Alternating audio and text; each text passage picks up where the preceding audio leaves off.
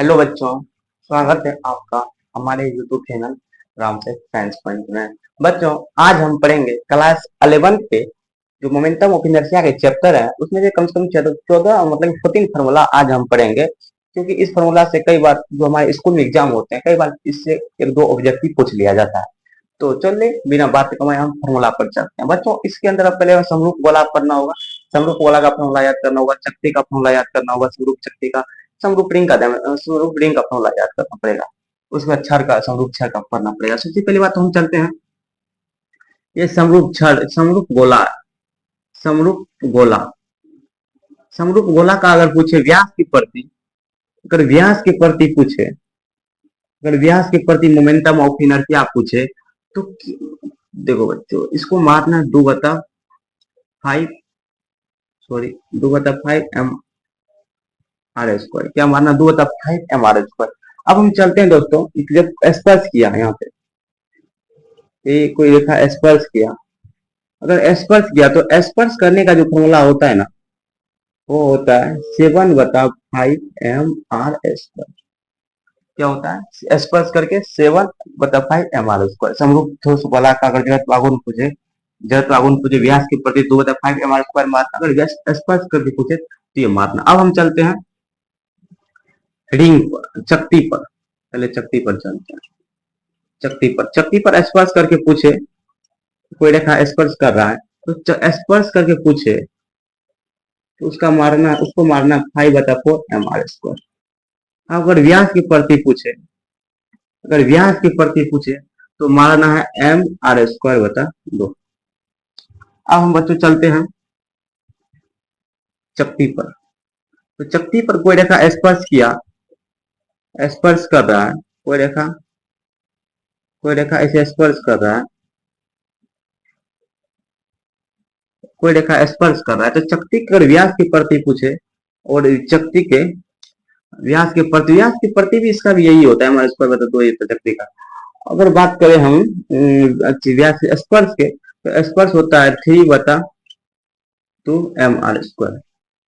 ये होता है, ये हो गया गोला, हो गया चक्ति, हो गया रिंग, हो सॉरी यार ये रिंग, रिंग के प्रति समरूप रिंग, ये समरूप रिंग की बात की है हमने, गोला का बात किया हमने, चक्ति का बात किया हमने, रिंग का बात किया। ऐसे ही याद कर, ऐसे याद करोगे तो आसान रहेगा याद करने में, मतलब कि जल्दी भुलाओगे नहीं, ऐसे भी याद होता है। अगर तुम अलग अलग करके याद करोगे तो तुम कंफ्यूज थोड़ा हो जाओगे, तो इससे याद करना। अब देखो बच्चों चलते हैं कि ये पूछ देता है कि जब ये कोई मतलब ये चक्ति है और चक्ति के गुरुत्व केंद्र से होकर कोई रेखा गुजर रहा है, तब इसका मोमेंटम ऑफ इनर्शिया जब पूछेगा ना, ये चक्ति का समरूप चक्ति जो है, तब इसका मोमेंटम ऑफ इनर्शिया पूछेगा, तब क्या मारना है मोमेंटम ऑफ इनर्शिया बराबर फॉर्मूला क्या मारोगे, तब मारना है बच्चों गुरुत्व केंद्र की प्रति, गुरुत्व केंद्र के प्रति अगर मोमेंटम ऑफ इनर्शिया पूछे तब मारना है कि ml²/2।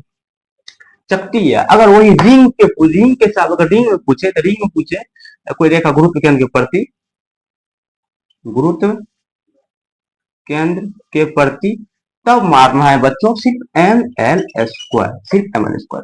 अब देखो बच्चों, हम क्षर की बात करते हैं, कोई बोले कि कोई एक क्षर है, ये भी कोई एक रेखा है, ये भी कोई एक रेखा है जो इस क्षर के शीर्ष से होकर गुजर रहा है, ऐसे ये एक क्षर है और इस क्षर के प्रति कोई भी रेखा गुजर रहा है, तो क्षर के एक समरूप क्षर है, ये समरूप पतले क्षर है। अगर समरूप पतले क्षर, अगर समरूप पतले क्षर है तो समरूप पतले क्षर के प्रति अगर मोमेंटम ऑफ इनर्शिया पूछे तब क्या मारना होगा बच्चों, तो अगर कहेगा कि कोई एक रेखा है जो समरूप क्षर के प्रति उसके शीर्ष से होकर गुजर रहा है, तब उसका मोमेंटम ऑफ इनर्शिया होगा, इसका तब मोमेंटम ऑफ इनर्शिया होता है ml²/3।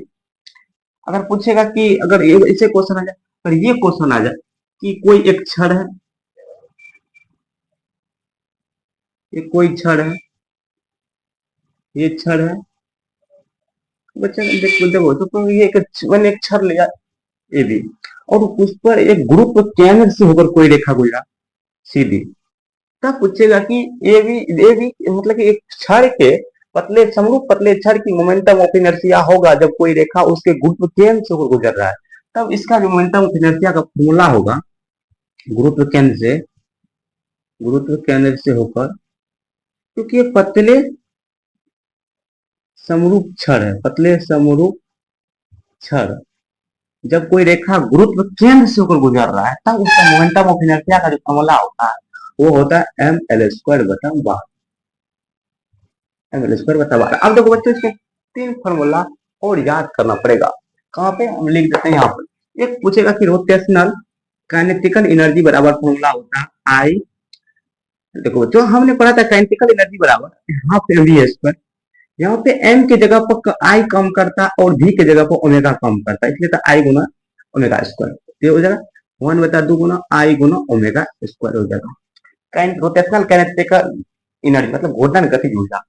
अब हम बच्चों चलते हैं, अब हम पढ़ते हैं कौन चीज ये परली। अब देखो समांतर अक्ष का परिमेय पढ़ेंगे अपना सब। समांतर अक्ष का परिमेय बराबर सूत्र होता है आई बराबर आई जी प्लस एम गुना ए स्क्वायर। ये होता है समांतर अक्ष का परिमेय, समांतर अक्ष का परिमेय। ये समांतर